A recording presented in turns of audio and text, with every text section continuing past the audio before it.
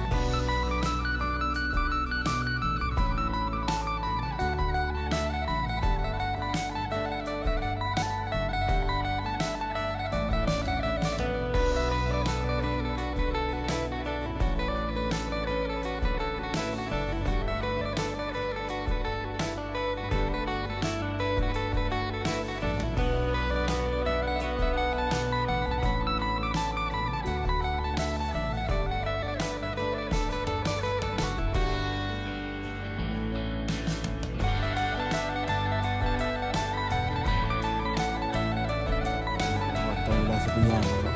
บนทายเต้นของร้านทรายครับเด้อป้า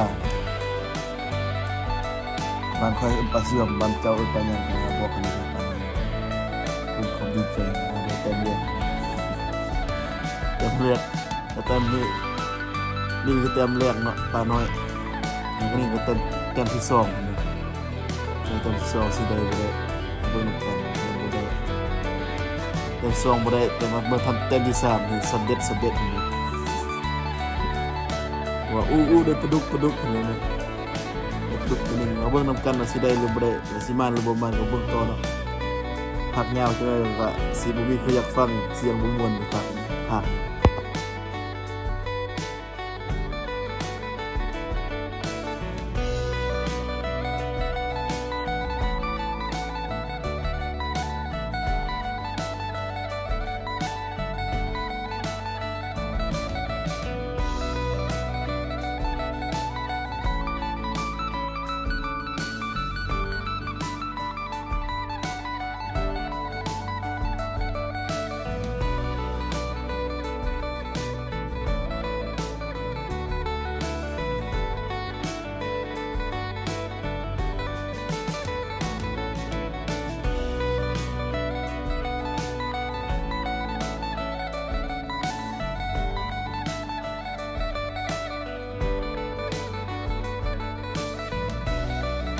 คลิปก็สิ้นสุดประมาณนี้เนาะแต่บ่ได้เอาเต็มปลามาถ่ายเบิ่งสุดท้ายก็ขอบใจที่เข้ามาเบิ่งแล้วก็เข้ามารับชมฝากกดไลค์และกดแชร์แล้วก็ติดตามให้เด้อขอบใจ